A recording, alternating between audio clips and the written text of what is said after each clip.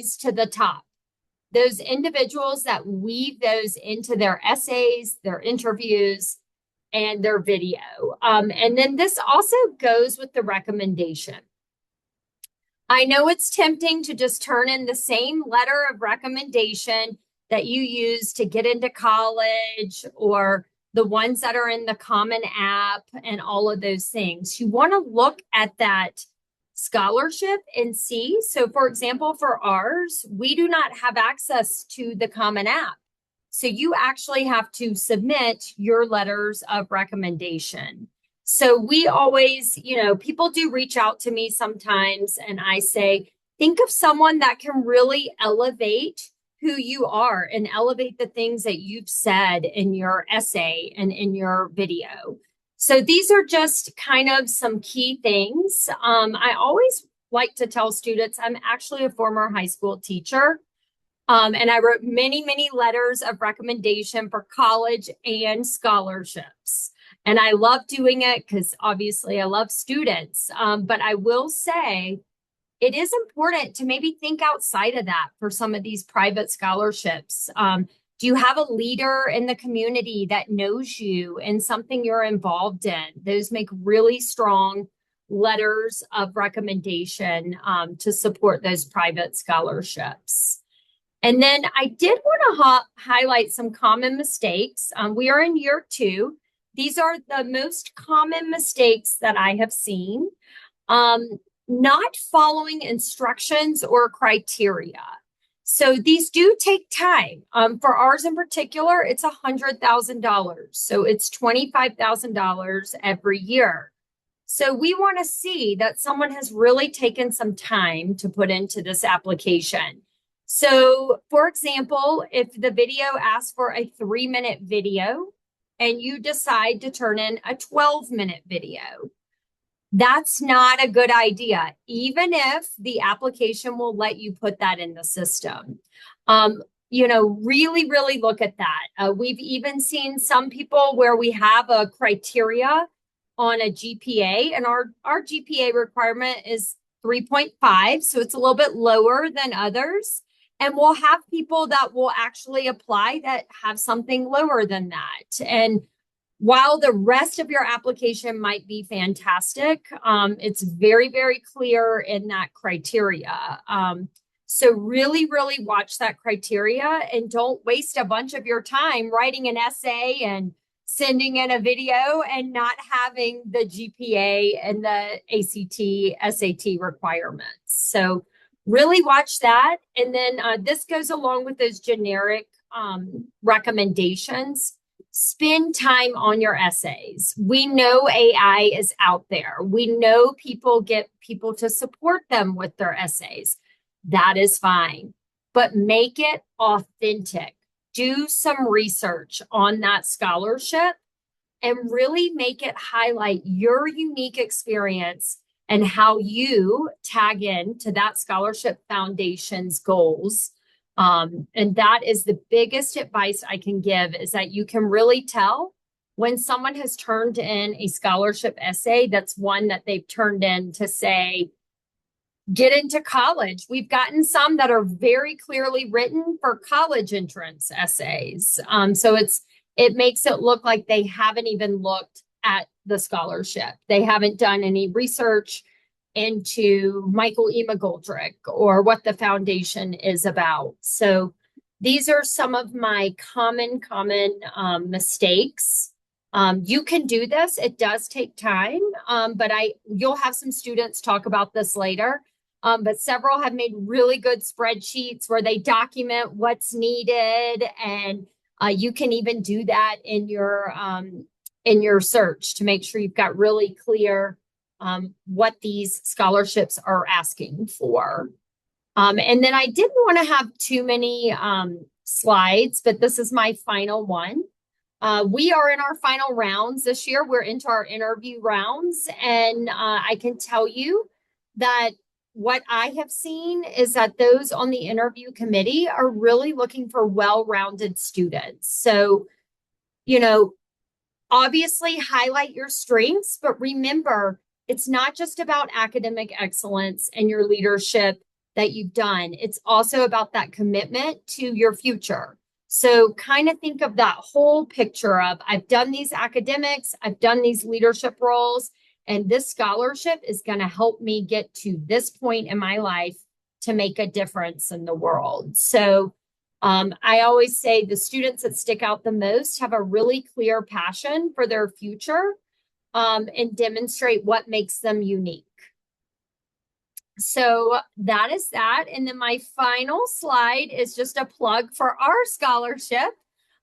If you want to learn more, this is a good test. You can go onto our website and see what is our criteria. What is our GPA requirement? What is our SAT, ACT requirement? You can follow us on Instagram. And then we have a new newsletter that you can use this QR code. And if you want to sign up for that, basically we'll be sending out reminders of when there are deadlines. Our scholarship, opens up in September and we'll send out it's open. But this one is specific for students in the state of Colorado and Washington. So I know we have Colorado kids on here. So check it out and see if you've got the qualifications and the criteria. It's a big one, but there's lots of great ones out there that I encourage you to do the same thing for them as well. Really research those websites and see what their criterias are and what they have to offer. All right. So I wanted to watch my time. Kelly, do you have anything you want me to add? Well, Cassie, I want to thank you so much. That was spectacular. This information on the MEM scholarship is also on our website. We're very grateful for that. I guess the only thing I would have you add is if you want to share for a couple of minutes, I know you mentioned that you're looking for well-rounded students, but while we have you, like what goes on in the background? You received how many applications this year? Your scholarship is open to students in Colorado and Washington. While it is a very competitive scholarship, it's not, there are scholarships you'll hear about tonight, Coca-Cola, that's open to students from all 50 states. So here you're competing with students from 2 states. But talk about what goes on. You get, how many applications did you receive? How do you narrow Yeah, it down to the first round? You want to just give a little behind the scenes insight? absolutely. So basically, this is our second year. So we are just now getting out there. People are just starting to know who we are. We are a small organization, so just composed of 2 people that work this on the side. And we basically, in year 2, we had about 200 applicants in round 1. So think about your odds. I was a math teacher. So you've got some really good odds there of if there are only 200 applicants. Round 1 is an essay, a 1,000-word essay, and then making sure you meet our requirements are that you live in Colorado and Washington for your senior year. So we do get questions sometimes. It's open to anyone who is a high school senior. GPA is a 3.5 or above, obviously. 28 on the ACT or a 1,200 on the SAT. So we have had students that have retaken their SAT and gotten that score to the level they need by our deadline. So you've got that. And then we have a financial eligibility requirement of your parents' income, 150,000 AGI. So we have you submit just a tax verification that your parents' income meets that level. So we are a balance, or your guardians, a balance between financial need and merit. And then we also accept students that are in process or citizenship. So that makes us a little bit unique. And we do have applicants that have made it through that are in that process of reaching citizenship. So we have that. And so round 1, essay, you get through that. And then round 2, which we actually did about 50 because we were very impressed with our round 1 applicants. So about 50 students submitted a 3-minute video, and we have some very clear prompts, just kind of elevating more about your leadership, and 2 letters of recommendation. So that's round 2. And then round 3 is our interview, which is a virtual 20-minute interview.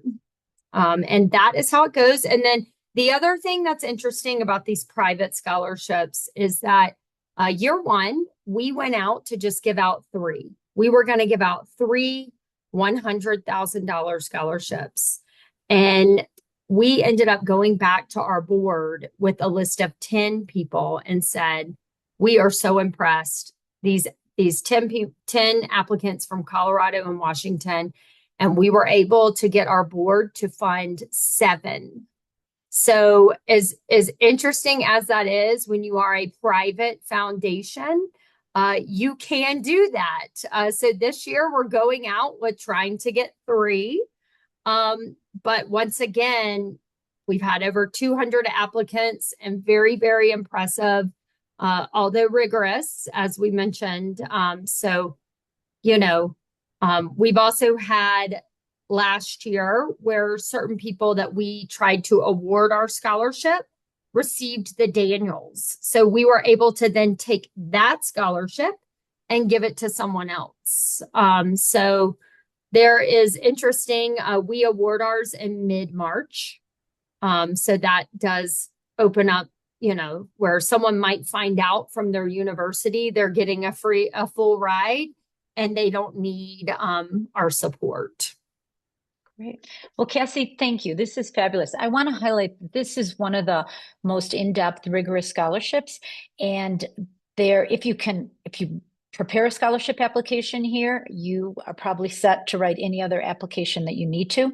But there are many, many scholarships that are simpler to apply to and do not go into this level of detail and don't have many of the rigorous requirements. And we're going to be talking about all of them tonight. So thanks, Cassie, for starting with that. It's a fabulous scholarship. We're grateful that it's brought it to Colorado and our students. I'd like to introduce Harriet Hutchings, who is going to share with us one of a student perspective. And Harriet is a Western Slope High School graduate who earned the Becas Scholarship, which I believe paid her entire undergraduate tuition. And then she was a Coca-Cola Scholar that she used for her graduate school. So Harriet, if I've mistaken, please correct me. But if you could share a little bit of how you found out about these scholarships, how you did it, your background, I know that we would all be excited to hear about that. Thank you. Yeah, definitely. Thanks so much for having me. I'd just love to share about my experience as a student who went through what all of you are going through and just how I figured out a way to afford college because it's really, really expensive. I have been out of school for a little while now. I graduated in 2016 from Aspen High School. But in 2015, I was applying to a ton of colleges and universities, and I really was only focused on applying to colleges and universities. I didn't even think about how I was going to afford to go to them if I managed to get in. And I attended the Western Slope College Fair, and it was truly luck. I went to a presentation given by the Becas Foundation, and I talked to a member of staff, and boom, just like that, my eyes were open to the whole entire world of private merit scholarships. If you're doing the math, that was my senior year of high school, right before a lot of all of these scholarship deadlines were. So it wasn't the best timing, but I managed to sneak in. So I discovered the Becas Foundation Scholarship, and little did I realize that this journey would not only reduce the cost of school for me, but instead completely pay for both my bachelor's and my master's. I was extremely fortunate to earn over $400,000 in merit scholarships. Sounds like a massive number. I definitely got some really big scholarships, but I also earned some really small scholarships, and small scholarships, when added up, make a big, big difference as well. So don't be discouraged if you see these massive scholarships and think, oh, well, I couldn't ever do that too. Small scholarships make a big difference as well. I remember going home and I looked up the Becas scholarship and I realized it was due in through 3 weeks. This is not the way that you want to do your scholarship applications. Do not do what I did. The application had so many steps, and I really, truly almost didn't apply. Actually, Kathy Klug, Dr. Kathy Klug, who's on this call, was one of the people who encouraged me to go for it the most. And they truly were the hardest 3 weeks of my life. It returned a lot of money, but it was a lot of work. Applying for the better, putting together a quality application, as everyone said so far this call, takes a lot of time of work. I want to strike the balance between, anyone can apply for scholarships and also you need to put in the work. You can't send in scholarship applications that you haven't put the thought into. I had a lot of help from teachers and my parents and even community members in editing my writing. This is a time where, you reach out to your community and ask for help. And then I suppose once I clicked submit on the Better application, I was hooked. I hadn't won anything at that point, but I realized I was focusing on the wrong thing almost. I should be figuring out how to pay for college, not just get into college. And I started doing everything I could to find more scholarships.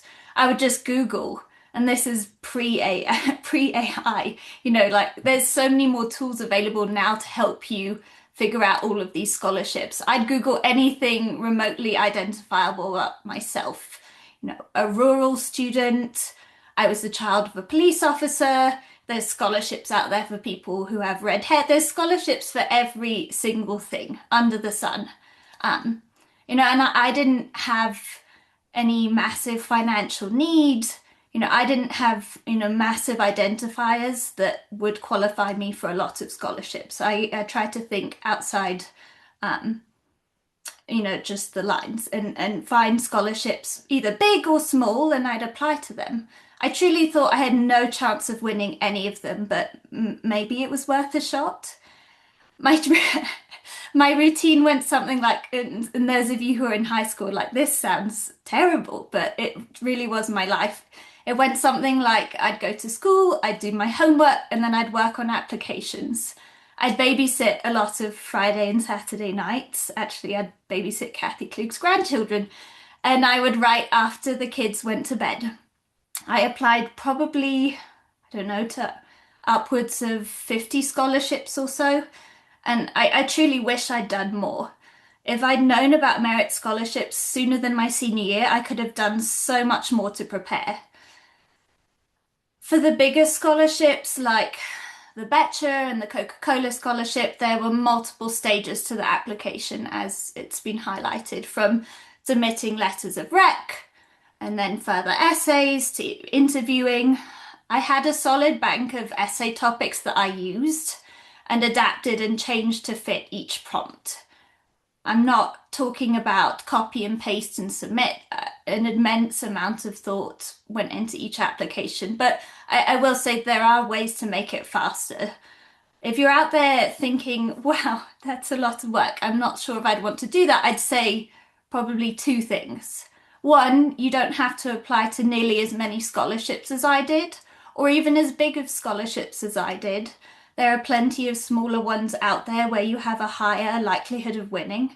And two, the more that you apply to and the more systematic you are with your approach, the better chance you have of winning something. I mean, I discovered all of these scholarships in October of my senior year of high school. You guys are already, on the front foot with just attending this presentation right now. And then I suppose the last thing I'll say is, in the end, all of the effort was completely and totally worth it. Not only was I able to attend school without a lick of debt, I've also had the amazing opportunity to be a part of these scholarship communities, which extend far beyond graduation. I still am friends with so many of my scholarship awardees. I feel really, really fortunate to be able to have been given these opportunities, and I really am always willing to help out anyone who's looking to try and find a way to pay for college with merit aid. So let me know if there's any way I can be of Sure. assistance. But that's kind of my journey and my experience with applying for scholarships. Thank you, Harriet, and thank you for sharing that. I know how great it is for students and parents to hear from students who have recently done this. And before Nico begins, I want to share something. College Outreach is launching in August. We're going to start a monthly scholarship Zoom working session, and Harriet's agreed to join. And we're going to get many other community members. I'm sure Kathy will, and other folks, Kathy. And those will be great. We'll have breakout rooms for ninth and 10th graders, 11th graders, 12th graders. We'll have breakout rooms for some of the most competitive scholarships, breakout rooms for um, other scholarships, and we're really excited to offer that. It'll start monthly in August, and we'll be sharing that on our website. So you'll be able to reach out to Harriet again. And Nico, I haven't even told you about that, but hopefully we'll have you. So I'd like to introduce Nico Anguiano. He is a sophomore at USC, University of Southern California, graduated from Basalt High School. And he applied to many, many scholarships. And Nico, I'd love for you to share your journey with us. Yeah, of course. Can you guys hear me good? Okay. Yes, we can. Um, my scholarship journey, I think Harriet pretty much put it in a very, very accurate way. I think the where my brain immediately goes is what you put in is what you get back. I applied to anything that the like if I fit the criteria or the eligibility for a scholarship, I applied to it. I applied to maybe, yeah, probably similar to Harry, like upwards of 50 to 60. And not only like the local, like the smaller organizations, but like the big ones. I applied to Daniels, I applied to the Coca-Cola, the Betcher, and I didn't get the Daniels, I didn't get the Coca-Cola, I didn't get the Betchers, but I didn't let that discourage me. I think, Harriet, I can relate a lot. Um, actually, two of my best friends, they ended up getting the Daniels, and I was the only one not to get the Daniels, which definitely, I mean, I might have felt a little disappointed then, but I ended up making up for it in local scholarships. I almost got, I think, over 60,000, and not only that, but I was able to accommodate and move a lot of these scholarships throughout the 4 years of my college, because a lot of these local ones, they usually give like small amounts, like 1,000, 2,000, but for the first year or for the second year. And I mean, I wouldn't have gone to USC if I only knew that I had my first and second year secured. So, I mean, I'm very grateful to all the scholarships that allowed me to, that they worked with me to, spread the money out. And that was a huge part. I mean, USC is almost 90,000 a year, and I mean, I knew I wasn't gonna be able to afford that, but just the fact that Nico, I applied can to I so many. interject for a minute? You Yeah. received a very generous scholarship from USC as well. And these Yes. local and Yes. regional and state scholarships you earned helped close the gap, as we call it, correct? Exactly. Yeah. Yeah. I got a very nice university grant, like from USC, but I mean, I was still gonna be paying probably upwards to 20 to 30,000 a year if it wasn't for these local scholarships that I got. And I guess I can talk about exactly how I organize myself. So Kathy helped me with this, by the way. I need to give credit to Kathy. But we made a spreadsheet. It was like a chart almost, and We're I going to pretty. share this in a little bit. Where it's Oh, Nico's chart. It's on our website, everyone, on the scholarship page. We're going to share it, but please talk about it. should I talk about? Okay, so pretty much what it looks like is it's a map of your college career. So starting from the year that you would start college, for me it was 2024, so I just did 2024 to 2028, and each year divided into 2 semesters because most of the scholarships they pay through semester. And I pretty much just mapped out my financial aid, the years, throughout like the 4 years of college, and then each of the scholarships. And that pretty much just made it really easy for me to kind of organize, like I was talking about earlier, accommodate and move around these scholarships. That helped me just know where to put what. And I mean, I couldn't have done it without obviously the generosity from all the organizations that helped me to not just give me the money, but also, defer some of the scholarships. Because I know as a high school student, I definitely wasn't as organized and systematic as I am now. But just mapping everything out is can be really beneficial.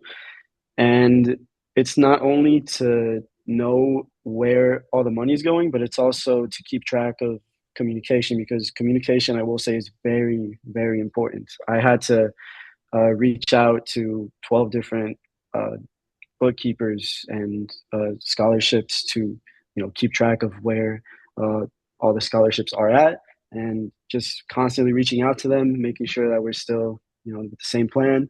So I will say communication is very important. Just being organized and uh, knowing where everything's going, being efficient. um, as a college student, I definitely wasn't like that, but if uh, I could give a message to any uh, junior or senior that's about to go through this, that would be my advice. And I mean, yeah, like Harriet said, what you put in, you get back. If you don't apply, you're never gonna know. I applied to so many and I didn't get so many, but because I applied, I'm able to be here, and I'm very grateful for that. So yeah, I think Nico, thank you. And Harriet, yeah. thank you for being honest too about the fact that you didn't get this. Is this fabulous chart Nico prepared that is on our website. Nico helped us last year with this presentation. Many high school counselors across the Western Slope share this with their students, and we have it right on the website on the scholarship page. But Nico, not only did you use this to help with the stacking scholarships, you were fortunate enough to win so many in your year, but it's my understanding that you also used it for the essay prompts. And you and Harriet both spoke about how you applied to many scholarships, but once you apply to a few, you have answers. If they're asking for your life story, you can use that same answer again. You may have to tweak it a little to their question, but it's my understanding that you also use this chart to help manage all your different essay answers, right? So that you could Yes. go to it and do that. So we have this right on the website for you in a form to download and use. You're free to, certainly create your own tracker, but this is a great help to manage applications to multiple scholarships. It is a job to apply to scholarships, but once you've done several, you're able to take your answers to. It's only so many different ways they can ask you to share your life story, and you're able to use those again. But at the same time, read the prompt and answer appropriately. And Nico, thank you so much. And thank you, Harriet. I'm sure we'll have some questions for you, but I'd like to turn it over to Kathy Klug. We'll go back to our slideshow. And Kathy's going to tell you the who, what, where, when, why, and how to actually do this. The nitty gritty and where to go. Kathy is also serves on many scholarship organization selection committees and is going to give you the behind the scenes for what they're looking for, mistakes, things to avoid, and things to do well. So thank you, Kathy.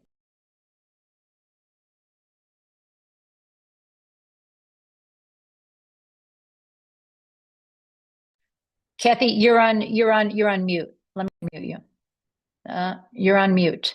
Can you unmute yourself? I'm unmuted. There you go. All right, Okay, you got to did start you over. want the parent perspective yet, or do you want me Oh, to I'm jump sorry. in? Let's do that. Yeah. Let's do the parent perspective. I think Julia I'm the DeBacher, parent forgive me. here. We have Julia DeBacher, and I don't know if we can see her yet. She'll show herself. And she is a parent to 6 children, 2 in college, 2 in high school. Her college students have already received scholarships and are still applying. But Julia, please share with us a parent perspective. Hi, everyone. Yes, I would just like to share with you how important it is for you parents to stay involved in this and be active participants with your students. Students, welcome the participation of your parents. Do this as a team. This is the most important steps you can take, is to just work with your parents on applying for these scholarships. If this is your first or your 10th chat as a family discussing finances and how to pay for college, we want to help you. And we want to help you to understand that this scholarship journey can be very hard. College is really expensive. And if you're seeking scholarships, but maybe your friends aren't, that's sometimes going to be a challenge for you. Sometimes it can be lonely. It can be very hard to recognize that not everybody is going through this with me, and it's overwhelming. We're talking about this for an hour here. It's amazing opportunities, so many different scholarships available, and it can be overwhelming. So just tell yourself you can do this. No matter what, you have the support of your family, because we as parents, we want our kids to fulfill their dreams. And so students, if you are going to college, um, you are going to figure out how to pay for it. College is very expensive, and parents are going to help you through this process in many ways. Start those financial discussions with your students, parents. Don't wait. Start as early as you want to, because it's going to be more helpful for your student to understand. And then you as a team are going to be realistic about the financial need. How are you actually going to pay for a college? And you're going to set goals, because if students on this college journey, students, you're going to start looking at the the the cost of college. You can find that on any website. We teach you that in many ways in our workshops, and that can be seriously overwhelming. And your parents are there as your partners to talk about this with you. And then as soon as you start applying, you're going to start receiving those financial aid letters, and that can all be very confusing. But the most important thing is to tackle this scholarship search head on. Do it together, and be organized with it. Use Nico's chart. It's amazing. I myself as a parent have used it. Thank you, Nico. And you want to help each other out. Parents, your role is to encourage your students when they find a scholarship. Put it on the chart together. Divide and conquer. Set goals. Set or times to talk about it, set times not to talk about it, because that's important too. To take a break from those discussions, so as not to overwhelm your student, but at the same time make sure that they understand the importance of the deadlines, and you can help them get organized in that. And finding people that they can talk to, finding those references, and the people that they can trust, uh, their counselors and their teachers that can help them, to give them letters of recommendation, all those sorts of things. You are going to be the ones to help them get organized. And then you're going to talk them through their essay prompts and help them to figure out what realistically is going to work. So be persistent and be realistic in the goals that you have together to pay for this college. But number one, start out saying we can do this no matter what financial position your family is in. Everybody can go to college.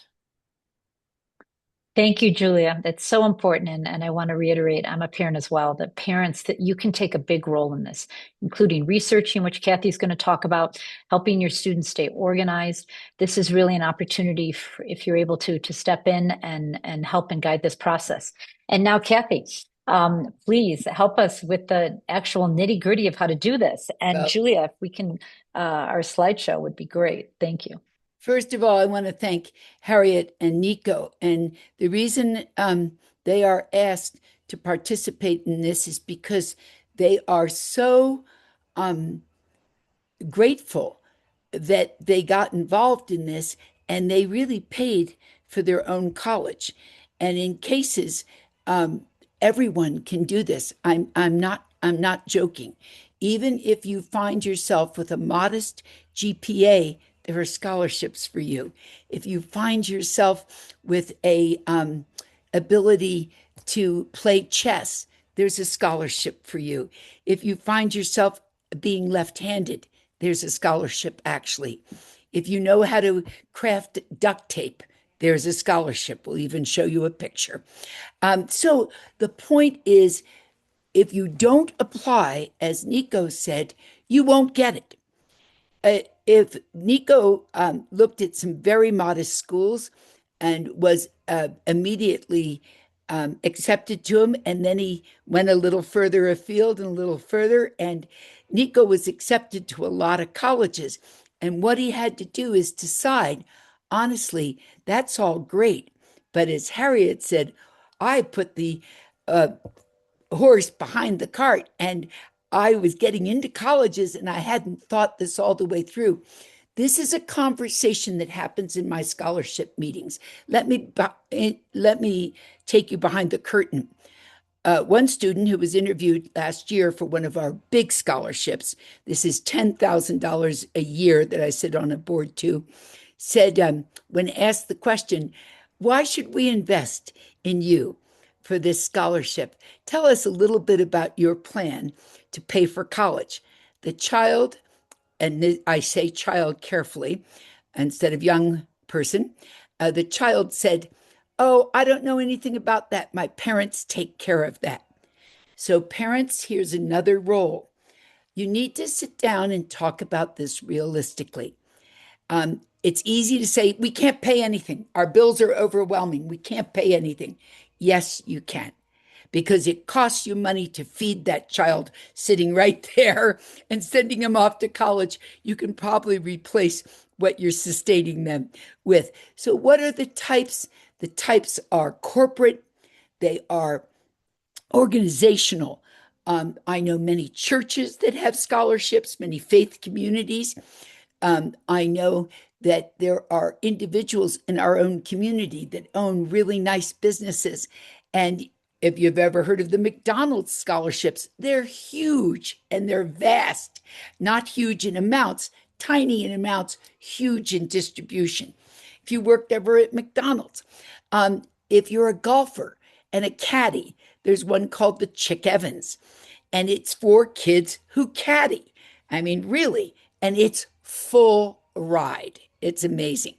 So, where do you start? You start early. And if there are any parents on this call, I have to say, have an evening designated to this conversation.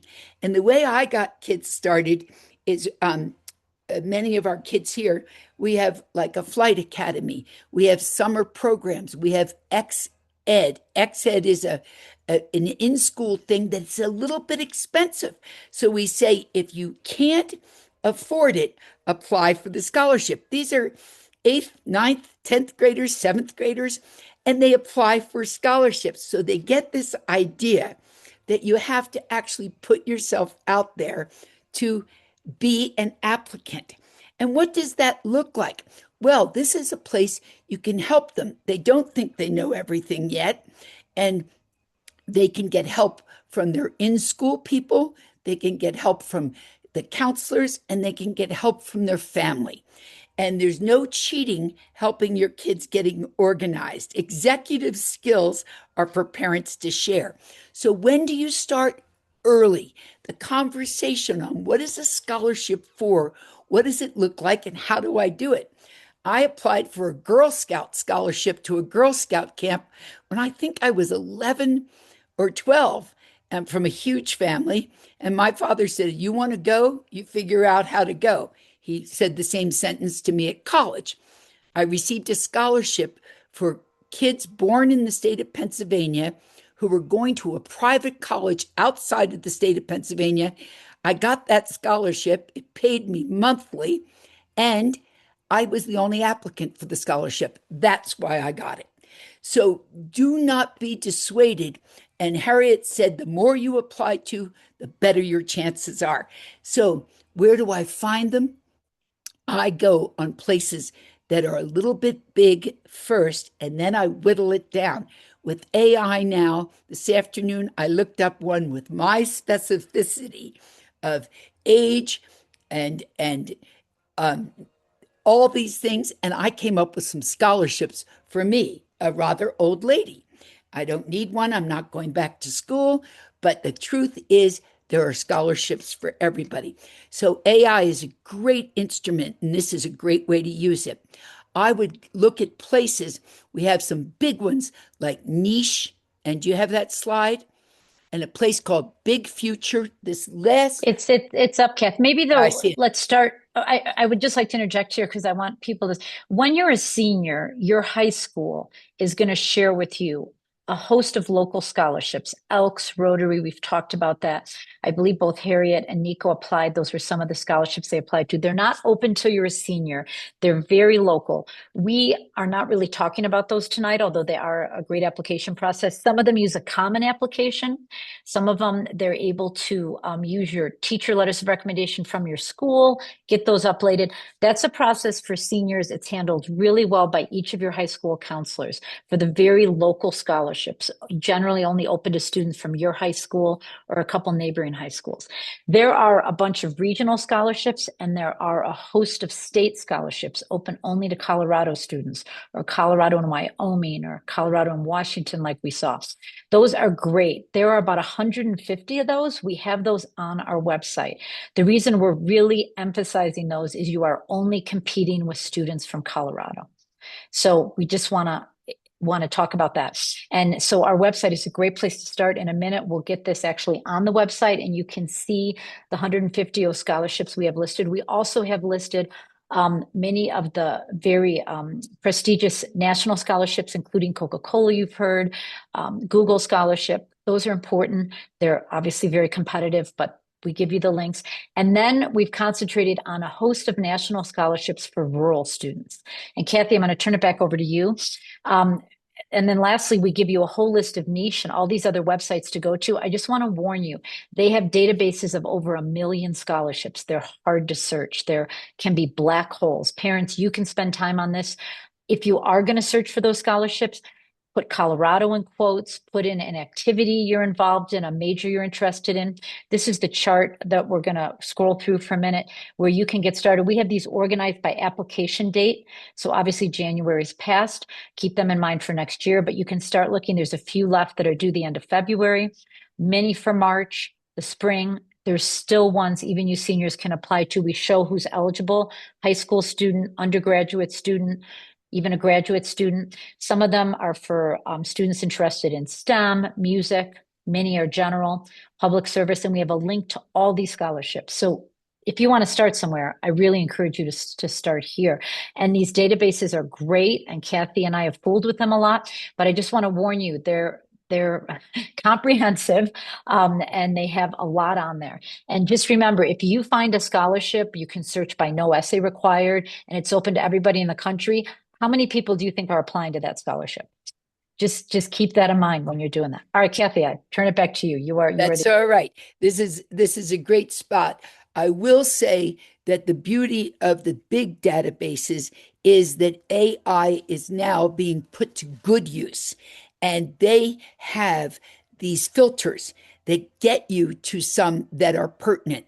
I like ours because they're pretty researched. There's one here for students who belong to a credit union, parents who belong to a credit union. You can apply to that scholarship. Only requirement, you belong to any credit union. I never knew about that one. That was interesting. There's all kinds of different things. If you're environmental, you use that word environmental. I have some kids who are in something called River Watchers, and one of their filters was environmental, and they got some scholarships that way. I would say, this is a job, but if you told Harriet that in 3 months of work, she could earn $400,000, I would take that job. And as a parent, I would sit with Harriet while she took that job, because anybody who earns our household $400,000 has my evening support. In fact, they even get my dining room table, for all that time. So I would say there are lots of ways to do this. When you are looking at colleges, one of the things that you need to understand is there's something called 100% colleges. That means they're going to meet your need, but there's still a gap, even when you are met by the college. And that's why we need these other scholarships. No scholarship is too big or too small. Here's one I just saw there. If you go back to that page, Julia, that said Sisters in Colorado, and it's for residents of Colorado only. Well, we like that because we're not as big as the national scholarship. And it was And here's one, too cool to Sisters in Service, Colorado residents who is attending college or trade school located in Colorado. This is a great one. I want to hand this over to some of my parents because you can already be in school and apply for this one. And here's one called Too Cool to Pay for School Scholarship. Paying for school can be stressful. That's why we decided to make it super easy and fast to enter this $1,000 scholarship. That looks like a drawing to me. So I would look behind that one. Boundless Opportunities, Colorado Environmental. If you're not environmental, if you're a basketball player who plays the oboe and is a chess champion, I'm not sure I'd go for the environmental one because you'd have no evidence to back that up. Again, it's a 250 to 1,000, and you might say 250. Well, that's a cost of a book. So, guys, no, none are too big and none are too small. And what Harriet said before, once you've organized your little narrative, your story, Nico's story, he had told 100 different ways by the time we got to the scholarship thing. He had done it in interviews, he had done it with applications to his colleges. So he just took his narrative, his story, and he adjusted it for these. Even though our friend Cassie said, don't use things again that you've used before. Yes, you can, because your story is your story. And so, again, where do you find them? The other thing I've taught my kids to do, and some of the people right on this panel will attest to this, is I've said, tell people that you're going to college and you are financing it. You know, Nico always had a square meal. He was not starving, neither was Harriet. And it's not obvious when you are saying to people, I really need some help with my college. You must speak to your network of people. It can be your relatives, it can be your friends, because again, if they give you a graduation gift and it's a lovely purse or something, that's very nice, but you could sure use some help with your books. If people know you're in this and you're participating in paying for your own college. And one of the things I say to my kids is tell them the scholarships and the things you've received and where your gap is. There's this, this is kind of fun. Danger, what to avoid in your search. I don't pay for scholarship application fees. There's too much good stuff out there free. I don't pay for it. If you want a specialist, like I was listening to a family call today on Zoom that was they had hired a specialist who specialized in the military academies because that is a free education and it was worth their $100 or $200 to listen to an expert on the military academies. So that's up to you, and that's a specialist. But anything that says guaranteed winners, it's a scholarship sweepstake. It's too good to be true. No contact information provided. There are pressure tackets and requests for personal information. Never provide banking, social security, anything, even though it looks like an attractive scholarship. And I'm sure Harriet and Nico ran into this and had to vet them. This is where your college counselor at your high school or your regular counselor can say, let me look at this with you, or even college counseling, we can vet some of these for you. But just I'd say be careful and do not be upfront with things that you would never give to anybody over the phone or you would never give to anybody, period. Just be thoughtful about that. Now, I don't pay scholarship fees. It's just not something I do, even as attractive as it sounds. I had one parent say, and this was in a national column actually, his kid had spent 4 weeks trying to write a college essay. And right across the bulletin banner of his email came $59.99 to write your kid's college essay. And the father looked right at it and said, "That is so worth it. I am so tired of fighting with my kid."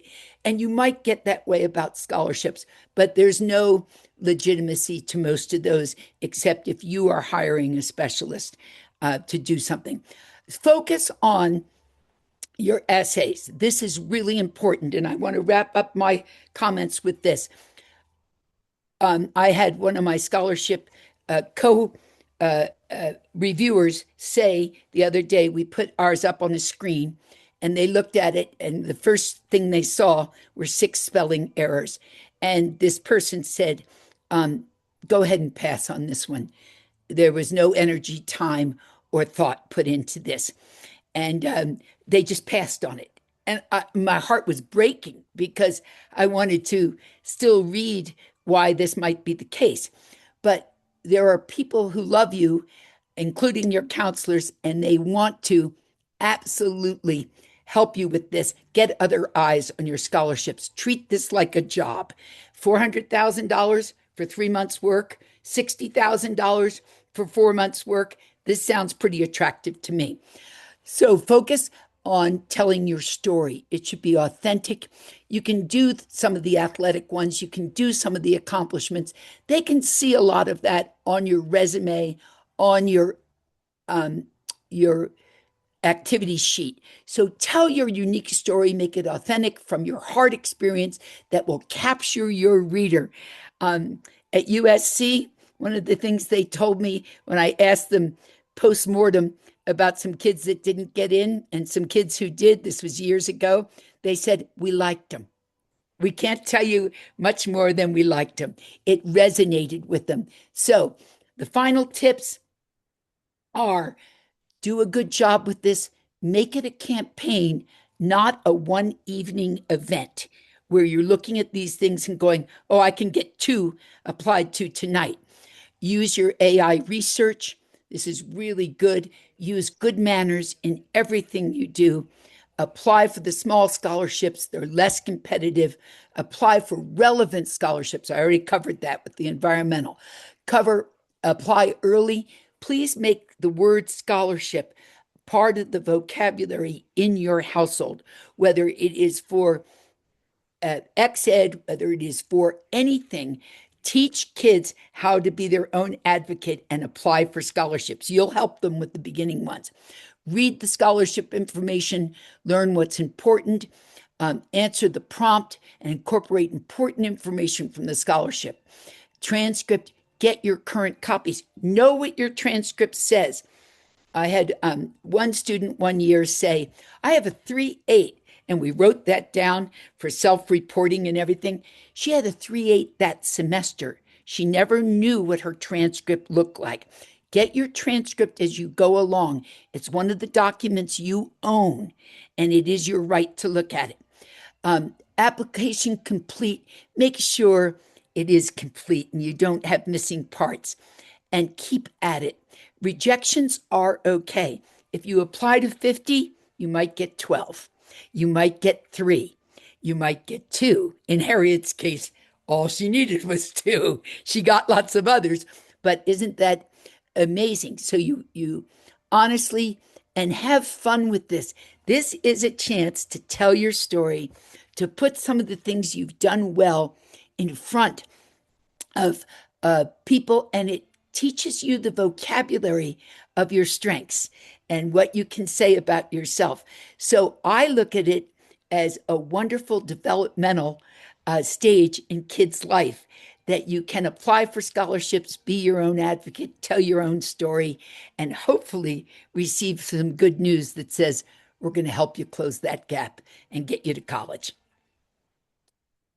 Kathy, thank you. And Nico and Cassie and Harriet, thank you. We're going to wrap it up in the next 5 minutes. If you have any questions, put them in the chat. We're going to put all these slides up on the website along with the recording of this. Give us a couple days, but you can start looking now. I'd like to give a final advice to students and parents. Whatever grade you're in, and that includes middle school, find a scholarship on our website. There are 150. Maybe we let a sweepstake one creep in there. I'll have to double check that one, but we have gone over these pretty carefully. Please find a scholarship Students find your own, parents find one for your student. Fill out the applications. Okay, fill out the applications and fill out one application. Do it. Get started now. You can earn scholarships as early as 7th, 8th grade, certainly 9th grade. Start doing this. If you're already a senior, there's much more you can do, including next year. So pick one, fill it out. I want to also remind you that your college application is not your scholarship application. You cannot be lazy. You have to answer the scholarship prompt. In addition, if the provider of a scholarship, and I think Michael E. McGoldrick is one, is very interested in the environment, and they usually share that on their website, you might want to weave that in. You wouldn't be talking about how much you walk dogs at the animal shelter in that one. You need to craft your, and many of them aren't like that. You may not know what the provider is interested in, but that's something to take a look at. But you can't just take your college prompt and turn it into a scholarship application essay. And for those of you who are not seniors, you don't even have one yet. You can use a lot of it, your story. And as Nico and Harriet said, you start these applications, and we gave you a chart to organize that Nico so graciously shared. You can use things again and you can redo them, but you still have to answer the questions that they're asking and do a careful job of it. So, and then these are yours to have. Kathy, one last before we close. I know you sit on many scholarship committees, and you mentioned that USC liked a story. In the next minute or two, could you just share what you've seen that has really resonated with committee members for students submitting a winning application? Yes. Kids who are writing stories where they've been involved with their family, their community, or their school. And it isn't always in big ways. They aren't always the president. Some kids take care of younger siblings, and they do a really good job of it. And that can be a real essay that resonates. Some don't have 50 extracurricular activities, because they don't have the time. They're working with their parents, or they're helping in some other way. Some are helping with grandparents, just visiting and sitting with them. And so your story is what resonates.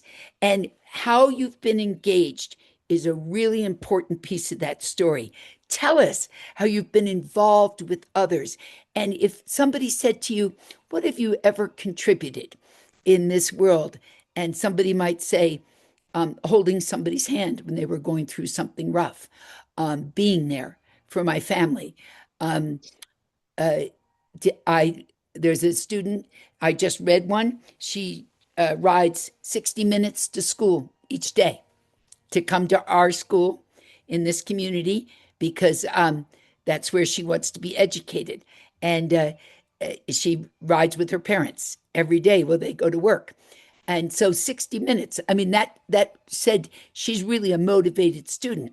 So think of the things she can't do because her commute is so far. So I would say, whatever your story is, it does not have to be a hardship story.